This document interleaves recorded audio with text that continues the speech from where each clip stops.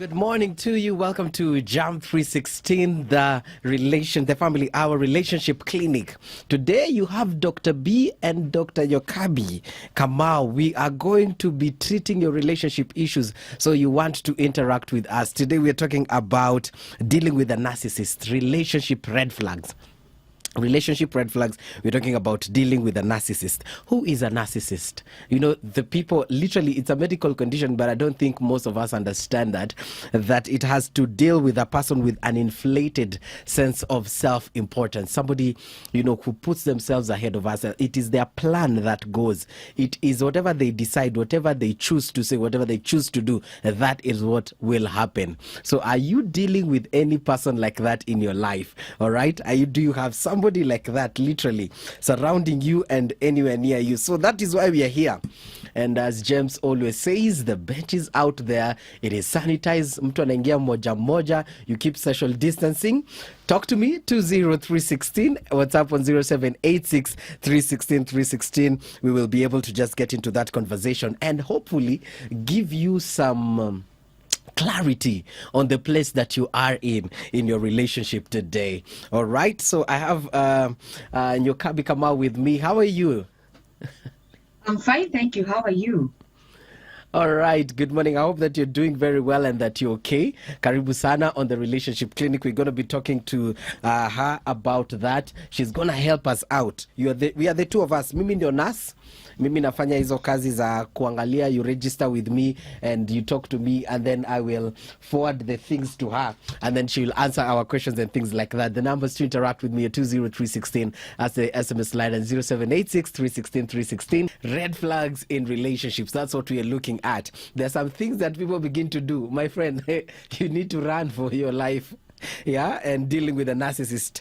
That is what literally we're going to talk about. I have Yokabi Kamau with me. I have to give it up to you for waking up today in the morning with all the rain. Karibu sana. Thank you. Thank you. I am not a morning person, but here we are. Keeping my eyes open with a peg. When duty calls, but we are awake. We are ready to help these guys, right? Yes. So please register with me. 20316. That's the number, the SMS line, and 0786 316 316. Talk to me, and then I will be able to just keep this conversation going. There's Timothy Wauba anasema, I'm already tuned in and ready for the show. Thank you so much for joining us. Ruth Mwende, you saying I was married to one. We tuned in to learn. Me, I want to know. Just don't tell me I was married to one. Please give us these examples. Just help our brothers and sisters, some of us that are still searching or we're in that place. You know, sometimes we can get desperate or something like that, and we really want to be in a relationship. We want to be loved and things like that, that we do not see this person that I'm dealing with. This relationship is not healthy for me. So Yokabi Kamau, tuanze sasa. Yes. So who's a narcissist? Yes. Oh wow, you know, the definition of a narcissist is very tricky, and it's very, for a psychologist or for a relationship coach, it's very tricky to explain who a narcissist is. Wow. Because some of the temperaments and some of the characteristics that they have are also common with melancholics and phlegmatics. Okay. So I want to say that before we actually define who is a narcissist, I want to place this disclaimer out there. Please do not diagnose your partner, but to be a narcissist based on what we say here today. We need a professional to take them through an intense evaluation so that they can actually confirm that this person is a narcissist, because some of the characteristics are very common with males and phlegmatics. So now to answer your question, who is a narcissist? A narcissist is a person who has an inflamed sense of self-importance. When we use the word inflamed, it means you take something like a balloon and you fill it with air. You know, from the point when you start, before you fill the balloon with air, it normally looks like it can't become anything. But now the more you fill it with air, the more it opens up and it becomes bigger and it becomes bigger. And that's what we mean by an inflamed sense of importance. So for this inflammation to take place, there has to be things that have to be pumped into this person so that they keep feeling they are bigger, they are important, they are so, which are some of these things, which is the air that they put inside the balloon. It is the entitlement. These are people who are very entitled to you. They are entitled to your time. Ish. They are entitled to you, to things that belong to you. These are the people who demand in relationships that you can't have a password. They need access to your phone. These are the people who demand to have a key to your house. These are the people who come and pick your car out of the driving lot and just drive off without giving you an explanation. You know, these are the inflamed sense of importance we are talking about. These are the people who put themselves first. You know, they literally put themselves first. You're sick, you're feeling unwell, you're there and they're asking you, what are we eating for dinner? You're literally unwell, you're sweating, your temperature is off, you're not yourself, and they come there and they ask you what's for dinner, and they get upset when you don't get out of that bed to go and prepare for them a meal.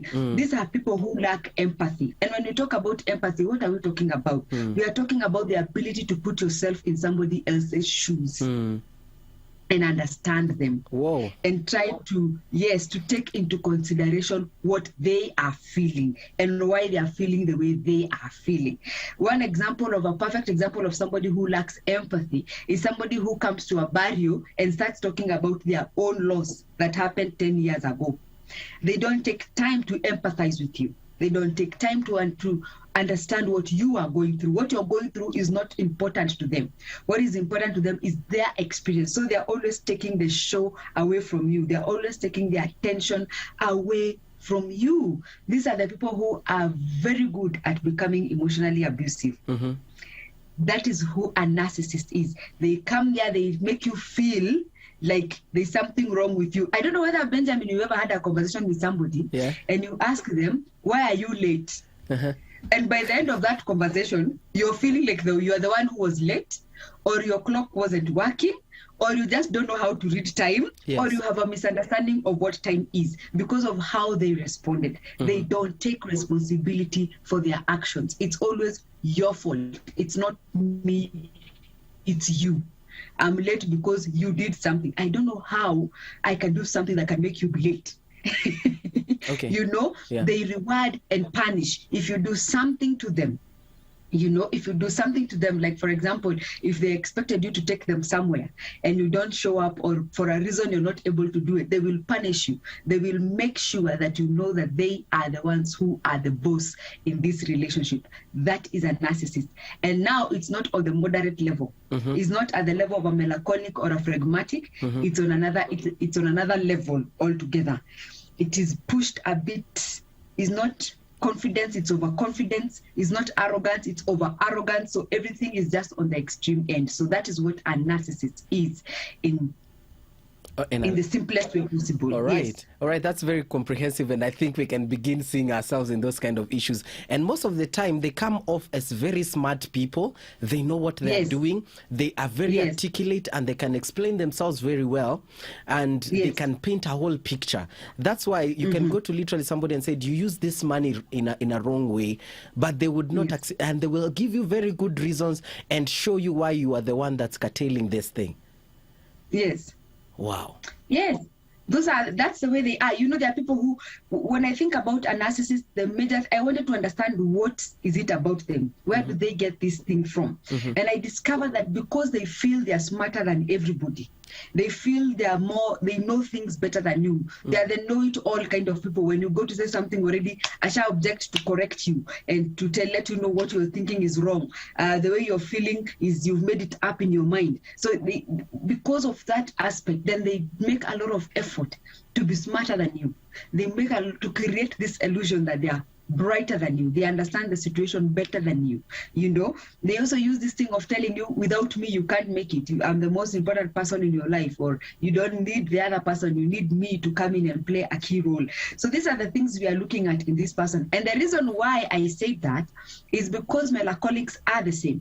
Melancholics are people who are very detailed about things, and phlegmatics. They pay attention to small things. They're emotionally overwhelming. They can be emotionally overwhelmed because of the personality trait. But for a narcissist, it is beyond normal. And it is constant. Yes, constant pounding, constant demanding, constant. They constantly want to receive, and they don't want to equally give what they're demanding of you as a partner in that relationship. It's a tricky thing, my friend. Dealing with these people is not easy. You know, that I'm laughing because you are literally describing somebody that I have met and had quite a huge impact in my life. And yes. Especially when those kind of people are leaders. Yes. It's they will drive you, and they will drive the organization to a whole new level. And because they have the energy, they have the, you know, they are ruthless, they are very strong-willed and things like that. These guys are able to keep everyone on their toes. So you literally feel like, you know, this guy is this, he's this, he's this. And that's how literally we find ourselves caged in a prison, you know. But probably, apart from them being smart and all that, how did they themselves get to where they are? Well, because it's a mental, let's first of all say that this is a mental illness. It can be caused by, number one, the environment. It's a mental illness. That's the truth. Let's just call it what it is. And it's called NPD, or narcissistic personality disorder. So it is a mental illness. So there are things that can trigger this kind of a thing. The environment that you grew up in. When I talk about the environment, I'm talking about somebody who extremely lacked and had to fight to get what they want. So they developed a mechanism of remaining above the water. The same can be of the opposite. Somebody who was overly pampered.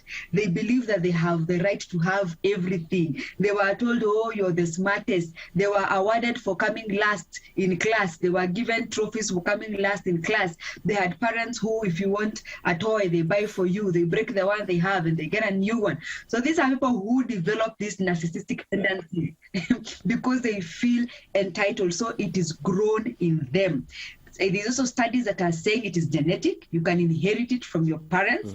Well, I don't know how true that is, but it is an illness. So yes, it is possible to develop, to inherit it from a parent. It can also come from, again, it comes back to the environment of the way you are brought up. The people who are around you, how do they behave? And how do they carry themselves? You know, are they the kind of people who think we should have this? This is ours. This is the way it should be. Was your father the kind of a person who your mother alikuwa anafika kwa nyumba anafanya and your mother runs? Who is you? You wonder who is and what does mean. But somebody somewhere knows what that means. It could mean a cup of tea. It could mean warm water. It could mean dinner. You know, like when I come in, you should know what you're supposed to do. You should know. That's quite enlightening. That's quite enlightening. And you know, there's one thing that you've said that's very important. That these people got to where they are because of hard work, because of struggle, because of going through difficulty. And most of the time, they also want you to go through the same issue. Like there might not be any struggle. They may be in a position to help, but they still want you to struggle like they did. That's quite amazing. That's really something. And we're gonna just come back to delve deeper into this conversation. Somebody is saying, good morning, Benjamin. Fully tuned in. I was married to one for 3 years. Later, after leaving, he will not let me go. He has even refused to give me a divorce. All right? And that empathy just reminded me of going to the kitchen to make him breakfast a day after coming back home from a CS. Yeah, it's that serious, Benjamin. It's that serious. It's that serious. And there's something that she's talked about, that this guy is not willing to leave them. I want to explain that. The reason why this person is not willing to leave you or to leave them is because deep down there are people who are suffering from very severe low self-esteem. So they want to feel part of this behavior or part of these characteristics is trying to keep you confined so that you don't leave them. They're trying to keep you in this space where they're in control of your life, they're in control of your decisions, they're in control of your reactions. So they're trying to keep you in this space. So when you make the decision, and I first of all want to congratulate that lady, because it's not easy to walk out of such a relationship. It's not even easy to realize that you are in a toxic, very toxic relationship. So you see, so this person wants you to stay. And they'll even tell you things that will make you wonder. They tell you, you can't amount to anything without me.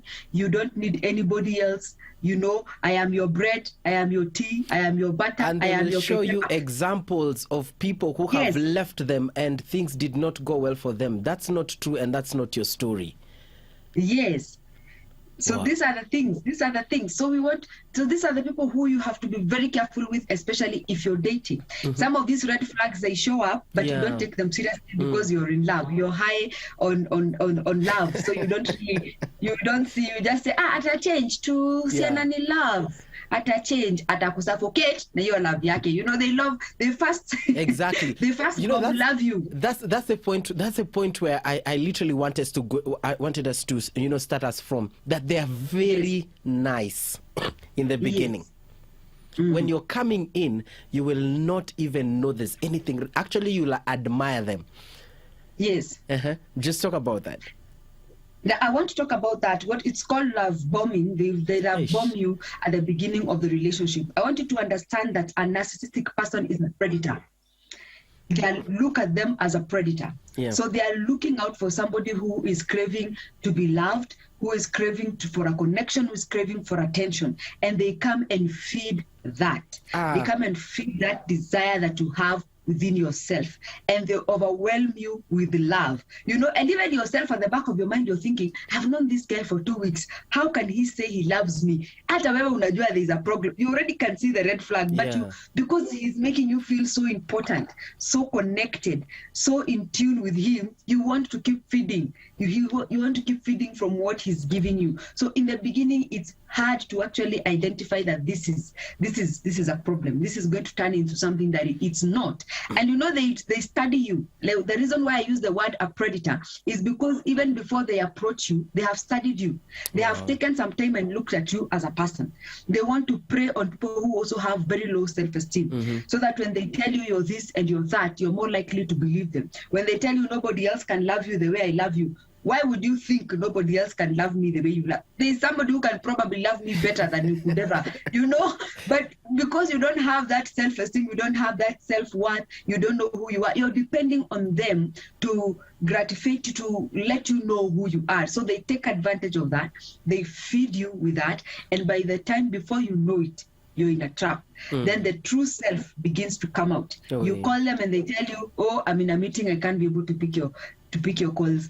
You plan a date, they don't show up, and then they make you feel guilty about it. You get into a conflict or a dispute or a disagreement, and you raise it with them, and by the time you're leaving that conversation, you're wondering, hey, wow, how did that go? You're even the one who is apologizing. Oh, I am so sorry.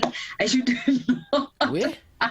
know. They're like, you're wondering, this same person who was supposed to have loved you so much and pampered you with so much love is the same person who is making you feel the worst. The same person who is taking away from you in extents that you can't even be able to.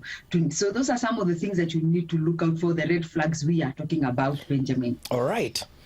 So talk to us, 20316. That's the SMS line, and 0786316316. That's the WhatsApp number. I want to talk and have this conversation with you. Just throw us anything that you feel that in the relationship that you're in right now, there's just this thing this guy is doing, and it does not fit well with me. Just let us know about that, and then we will figure out, is this heading that direction? Is this something that can be corrected and then we move on into the relationship, or is this something that I really need to take to pay attention to and mark it as a red flag? 20316. What's up on 0786316316? Nyokabi, we were talking about how these guys are nice to you when they initially come into your life. They've studied you, they are seeing you, they've analyzed you, they know everything about you. So when they're getting into a relationship with you, they are literally aware of what they're doing. It's you who's being taken in for a ride. But then it's on the reflection, is there something wrong with me if I allow or admit this kind of a person into my life? We don't want to say that there's something, Benjamin, we don't want to say that there's something wrong with you. We really don't want to put a highlight on you as a person. But what we are going to say is that there's some habits or some temperaments or some behavior within yourself that are attractive to this kind of a person. The first thing that we said with a narcissist is that they are predators. So they look out for particular kinds of people who have particular kinds of weaknesses within themselves, and they take advantage of these weaknesses. For example, of one of those major weaknesses that they really look out for and take advantage of is low self-esteem. If you're the kind of person who has very low self-esteem, you always need other people to tell you who you are, to validate you, to comfort you. You know, you depend on other people to really build you up. You don't have your own understanding of who you are. Then you're more likely to get into this kind of a relationship because this person will use that to their advantage. They will use that to love bomb you and to trap you into that kind of a toxic relationship. But if you're somebody who is self-aware, somebody who loves themselves, somebody who appreciates themselves, somebody who sees who they truly are, somebody who will sit back and say, if you're thinking that this person, that it's too early for this person to really tell you they love you as much as they love you, you know, you need to be a person who is okay with that, with questioning somebody's love. You're thinking, okay, this person is saying they love me and they don't actually know me enough to love me. You have that ability to sit back and say, something is amiss, you know? And you can even ask them questions that's going to catch them off guard. Why do you really love me? What is it about me that you really love? What do you know about me that's there to love? So that they know that you're somebody who understands who they are. It creates that block of that mind fog that they can put you in by pampering you with love, by validating you for a short period of time, for feeding that hunger that you're feeling. Then they come and use the same to trap you into the relationship. So yes, there is a bit of a challenge within yourself that they are taking advantage of. All right. And some will not even probably say that they literally love you. They will do things. Yes. They know where you are. They know that you're in need of money. They know the stage where you are and what you are handling at that particular point. And that's how they will come, right? Yes. And they'll take advantage. These are the people who will come and realize you have a certain problem. They solve it for you. Whoa. And they solve it for you and they tell you there are no strings attached. I don't want anything for it. I just did it because, you know, I like you and I love you and I'm a nice person like that. What they are looking for you to do is to praise them and to reference them. And the most common question to illustrate what you're saying, Benjamin, is they ask you who is your best friend or who is the most important person in your life, waiting and anticipating to hear you confirm that they are. So when you don't, they feel, hey, and they even get angry and develop an attitude towards you because, again, you did not praise them.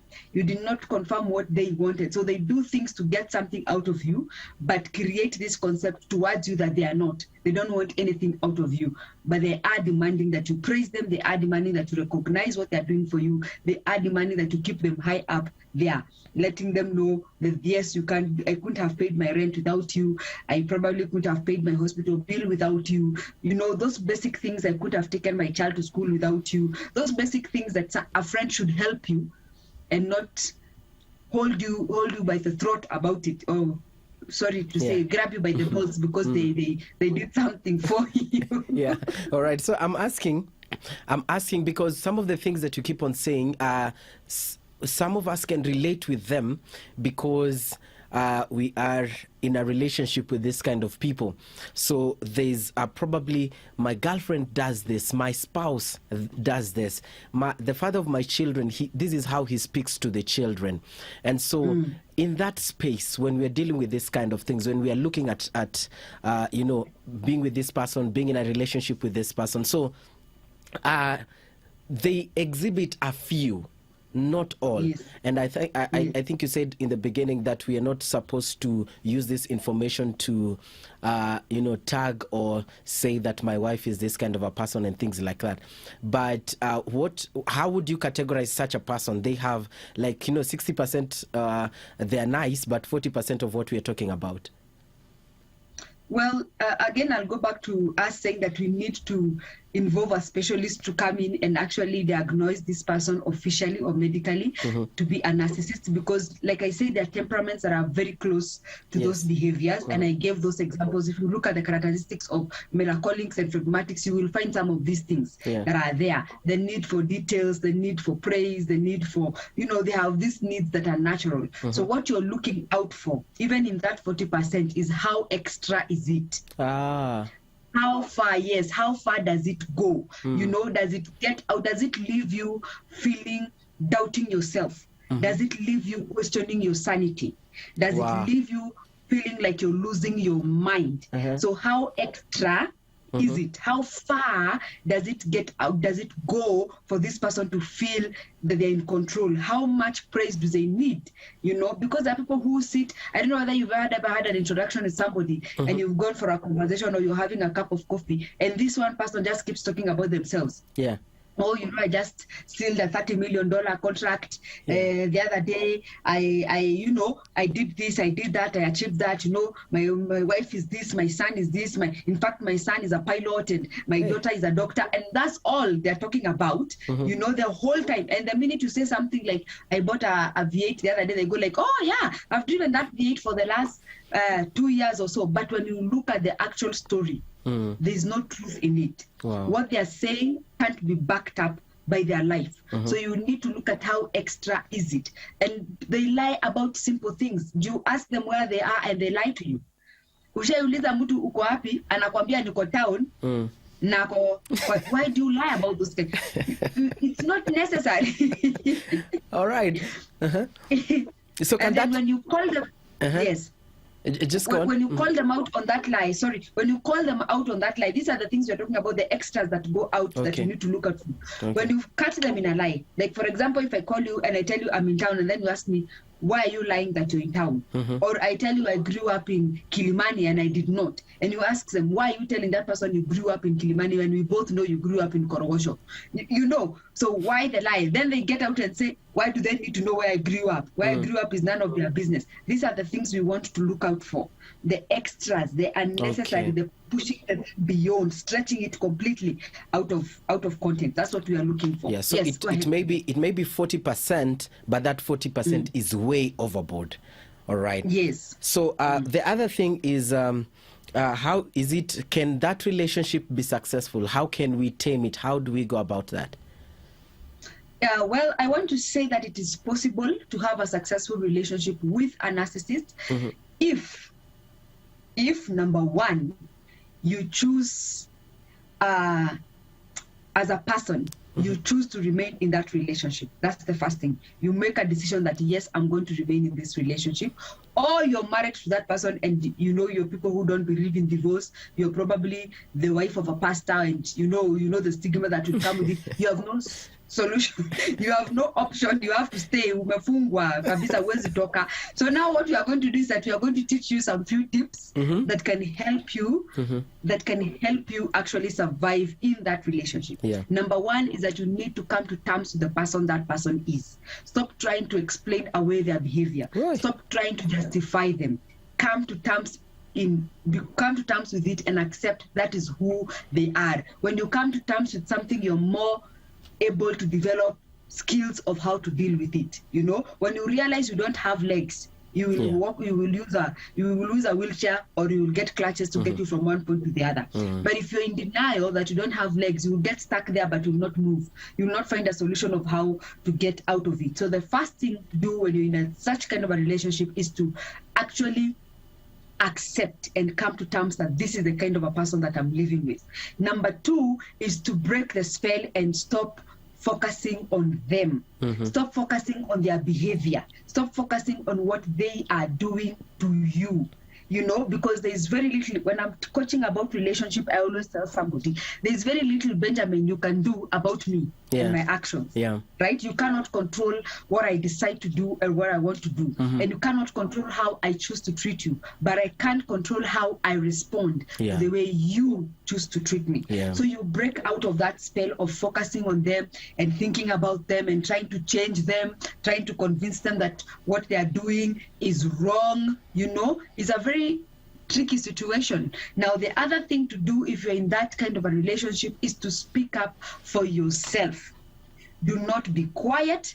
Do not fear, unless it's a life-threatening situation, unless it's a physically abusive relationship where the person threatens to kill you, they harm you, they stab you, they cut you. Unless it's that kind of a situation, then I believe that you should be able to speak up for yourself. If you're not able to do something, And this is something that I always tell people, even people who are not in a toxic relationship with a narcissist, for example, the extreme part of a narcissist. If you're in a relationship with a melancholic or a phlegmatic, you need to be able to know that it's okay to say no.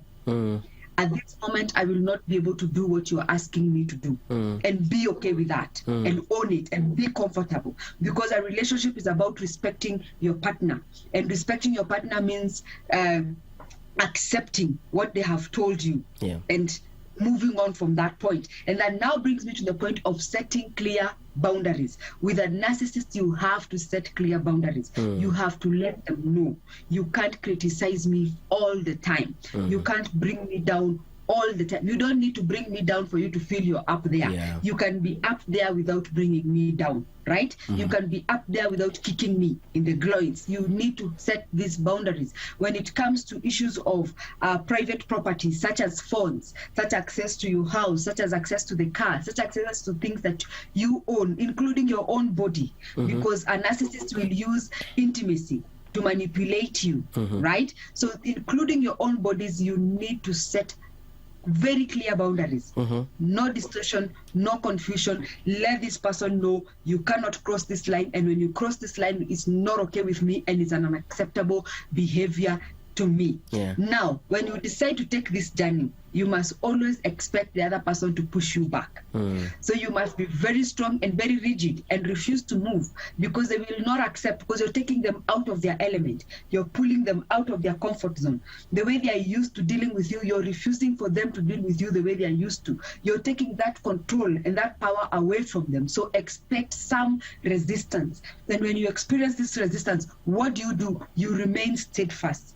Consistent. If I tell you do not open my phone, be consistent. Today, Monday, Wednesday, at 9 a.m. in the night or at 10 o'clock in the morning, whatever time it is, you're consistent on that boundary. You're not shifting and you say, oh, today let me compromise. No, remain steadfast. The other thing to do as a person so that you remain sane and you don't lose your mind is to know that it's not your fault. If you're in relationship with somebody, the red flags, Benjamin, you're talking about, if somebody is always making you feel like it is your fault, we disagreed because it is your fault, you misunderstood the concept, you misinterpreted what I told you, you took things out of context. Let's not allow people to convince us that it is my fault. Ati nimekuchapa because you did 1, 2, 3 things. My friend, mimi si mtoto ati unanichapa because I did 1, 2, 3 things. I'm a grown. You can sit me down and tell me, or nimekuchapa because I love you and you don't appreciate the love that I give you. No. It is not your fault that this person is behaving the way they are behaving. So don't carry their crazy and make it your crazy. Wow. You know, take it. You know, when I say don't carry their crazy and make it your crazy, what I mean is there are people who are very toxic, and I want to illustrate that. Allow me to illustrate that, Benjamin. Yes. I don't know whether you are growing up mlikuwa mnafanya kitu inaitwa mpararo. Mlikuwa mnafanya mpararo. Lazima hiyo tulienda. There is always that child who was either older or younger who always find dive water extra, you know, anakuja and they dive into the water. Now, either they will be able to swim or they will start drowning, right?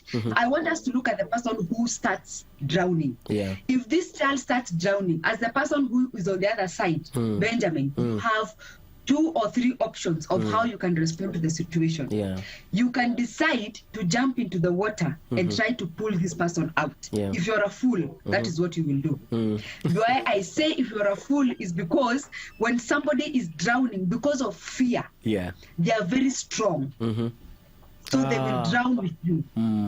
They will pull you under the water with them. And no matter how much of a great swimmer you are, they will sink you. And you will drown together. Now, if you're a wise person, you will go for the other 2 options. You will either use a rope, ujifunge kwa kiuno, ufunge kwa mti, then you have extra help to try to pull this person out of the river, or you will leave them drowning in the river, and then you run, uitane huko kwa kijiji. Watu wakuja wafanya nini? They help you pull this person out. So you need to have that kind of an understanding when you're dealing with a narcissist. You can choose to dive in the river and try to save them and try to convince them, oh, let's get help. Oh, Sujui, I can adjust my behavior a little bit to accommodate you. I will listen to you when you talk. No. It's not going to help. What you're doing is that you're allowing this person to drown you in that toxicity. But if you become a wise person and you decide, before I can assist this person, let me take care of myself, because it beats the purpose if we both drown. Yeah. You know, it will be two people who die instead of just one person. Yeah. All right. You know, and that's what we are talking about, Benjamin. Exactly. But if you decide, if I'm going to stick with this person, then I must go out and seek help, talk to counselors, talk to relationship coaches, find support groups. There are people who discuss how to deal, how to live, how to cope, how to adapt, how to process whatever is happening to you. So find a support system by joining groups and circles and conversations in communities, in families, in churches. Come to family radio, listen to us talking about these things on relationship days. Consult a specialist. Let this person see a specialist and let them get the help that they need to become more healthy and more productive people in the relationship. So this is what we are saying. Okay. I don't know if you have a question. Yes. There's quite a contribution coming in. 20316, that's the SMS line, and 0786316316, that's the WhatsApp number. Talk to us. Somebody saying good evening, good morning. Good evening. Good morning, Benjamin. Great topic this morning. I was married to one for a whole 13 years. For a whole 13 years. Saying it was a hellish marriage is an understatement. I got a glimpse of what hell will be like. Hence the reason I'm sold out to Christ. It took nearly 10 years to heal from that emotional and physical damage of that relationship. Glory to God for his healing grace. You don't want to end up there. That's why we're having this conversation. Somebody else says, is it really healthy to continue with a relationship with the lady who is only available when she needs financial support? And I think you're going to touch on how it manifests, or it comes out in women and how it comes out in men. And then the other thing is, somebody else is saying, good morning. This is Diana. You're saying, for the past 1 year, I was in a relationship with this guy who was very polite, does not brag, but he literally has the narcissistic characteristic. He is not possessive, but loved my children. I'm a single mom. He is a super liar, but the sweetest person I've ever met. A sweet poison personality. I almost ran out of my mind. I finally ended the relationship on Monday. It's going to be a struggle because he was so present in my children's lives. He cheated. I forgave him. Now his ex-girlfriend, who I even found this July, that she is expectant and continuously lies that he is not the father. So again, there's just the issue of just us praying together and being strong. Victoria is saying, taking notes helpful. You're saying that this is very helpful to those of you that are under the yellow tent. So you're saying, if I tell you I'm in town and and we meet in Kiambu, you're also in town. And then somebody said, I'm tuned in from Kendu Bay. Morning, I love the topic. There is this guy I met. He calls himself a man of God. When we talk, I realize he's not an ordained minister. He has no church. He has no spiritual parents. He talks too much about himself, like a bishop, apostle, pastor. He wanted us to get married within a month of knowing each other. Is he a narcissist? Is that a red flag? That is Julie in Nairobi. And then Lynette is saying, what is the healing process? Yeah, so we're going to take those. So there's a question on Julie. She's asking if the kind of person that she's meeting right now is a narcissist. There's the question about the healing process. There's a question on how it manifests on both males and females. Yeah. So we'll start with is the person that you're dating a narcissist? Again, the disclaimer that I started with. You need a professional to diagnose this person and call them, let it come from a psychologist who has actually examined them and taken them through the program that confirms that they are or they are not. Because like I said, again, there's these two personality traits that come very close to a narcissist characteristic. So you need to actually consult a specialist. You can't dismiss somebody on the idea of because they do something in particular, so they must be. Okay, but for this person who is, if you're feeling something is wrong, it probably is. If you're questioning the character of this person, there's probably trust your instincts and believe in yourself, right? Or just ask follow-up questions to actually confirm what you're fearing or what you're going through. To just indicate whether it is true what you're concerned about, you should be concerned about. The other question we are going to answer is the issue about how does it manifest in men and in women. The characteristics are the same, and we have discussed all the characteristics, but it's more common in men than it is in women. There's a smaller percentage of women who experience this kind of a disorder, but mostly men do suffer from this disorder. Again, the reason why men suffer from this disorder is because they are godly, they are God complex. I call it the God complex. They are created in the image and in the likeness of God. So they were created to be praised, to be adored, to be loved, to be appreciated, just like God was. So their God complex is what plays very key role into them developing this kind of a disorder in the long run as a result of environment, traumatic experiences, and genetics, as we had discussed before. Now, the healing process. The healing process for this kind of a person. And I think I have talked about it just before they've asked, and I've said some of the things that you need to do is to first of all accept that it's not your fault. It is not your fault that this person decided to treat you the way that they did.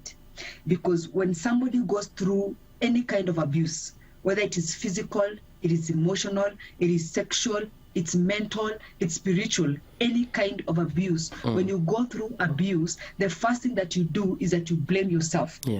What normally happens when somebody is raped, they tend to think that they played a role into why they were raped. And the reason why they feel like this is they start considering, if I was wearing a trouser instead of a skirt, then I would not have gotten raped. If I had not walked on that particular street, then I would not have gotten raped. And then there's this person who says, if I had not visited this person, if I had not indulged in taking this particular drink, if I had not left my drink on the table. You see, you keep looking for reasons why that particular thing happened to you. What you need to know is that you have no control over what somebody else decides to do, and you're not responsible for their actions. Do not make their crazy yours. So the first thing to do is to call yourself for a meeting. You call yourself, you, your person and your persons, and you sit down with all your demons, and you sit down together, and you sit in front of a mirror, and you say, you know what, Nyokabi, it is not your fault. You did not play a part.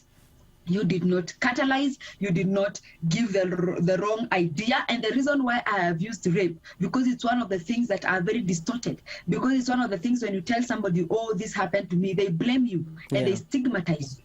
You know, they tell you should have known. You know, we constantly told you this person is not good, but you are determined to be in a relationship with them. The first time he slapped you, you should have known better and walked out of the relationship. No.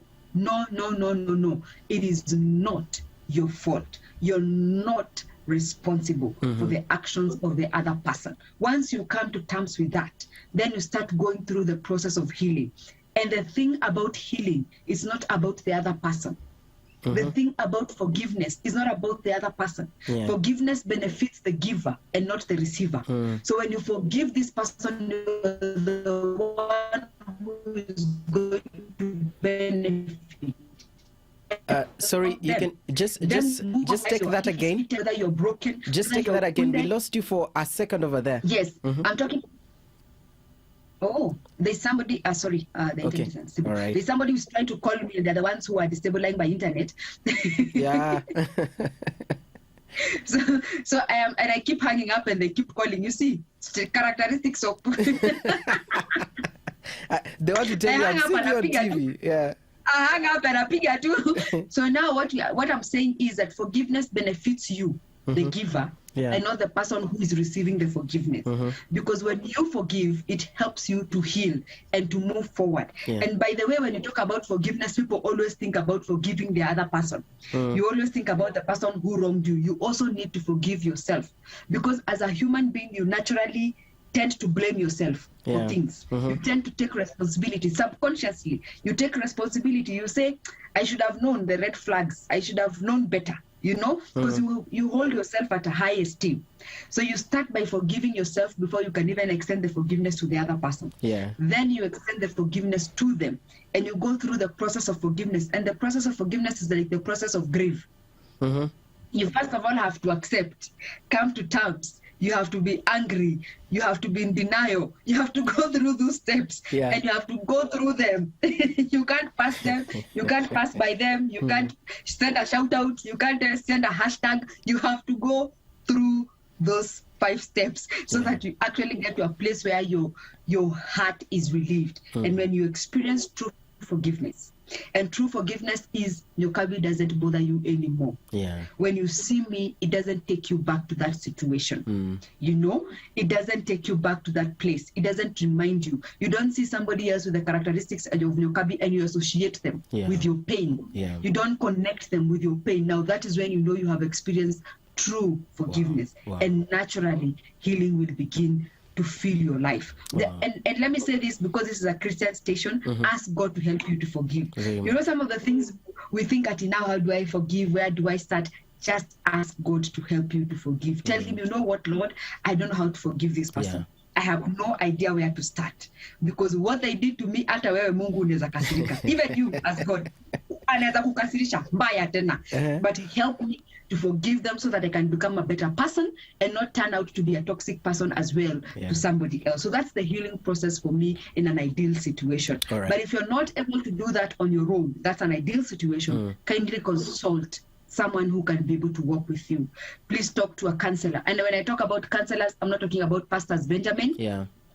I'm talking about somebody who has gone to the school of psychology and understands psychology, and they can be able to help you. Go to a professional, somebody who does this for a living, and they'll be able to assist you come out of that situation. Talk to coaches who can help you to coach you to deal with some of your own challenges and some of your childhood traumas that are leading you to this kind of situations. So find a way. There's always a way. Where there's intent, there's always a way. Okay. Yes. I have 30 seconds. I just want you to tell me one thing that you have noticed from your profession that you'd say, guys, I just need you to take and be careful concerning this and this and this. The one thing, if you just tell me one thing, is to be aware of yourself. Be self-aware. Don't go looking for somebody to come and make you what you're aspiring to be. Be what you need to be without the other person. Be whole by yourself. Somebody is less likely to take advantage of that or to exploit that when you're whole by yourself. But if you're dependent on other people for things, somebody will always take advantage of that. The other thing, do not ignore the red flags. Oh, please. Don't ignore. If he slaps you once, he will punch you. If he punches you, he will stab you. If he stabs you, he will kill you. You know, just there's no two ways. Wow, thank you so much. Thank you so much. I mean, this has been one enlightening and just a very clear conversation, just placing us where we need to be. Thank you for just taking time to speak to us this morning. We really appreciate that. Yes. All right. You're very welcome. Yeah, and I would literally say what you're saying right now, because every message that's coming in, it's people who've been married 7 years, 8 years, 13 years, 11 years, and they're still healing up until now. You need to take that seriously and rewatch this over and over and over again. Just be intentional about the relationships that you're getting yourself into. So from myself and Nas Benjamin and Dr. Nyokabi, we are saying have a great morning, even as you just keep on listening right here. Have a great one. For this and more of our shows, log on to www.familymediaonline.com to enjoy a wide variety of programs, from current affairs to testimonials and features, pastoral and inspirational shows, kids entertainment, and so much more. Also stream live on www.familymedia.tv.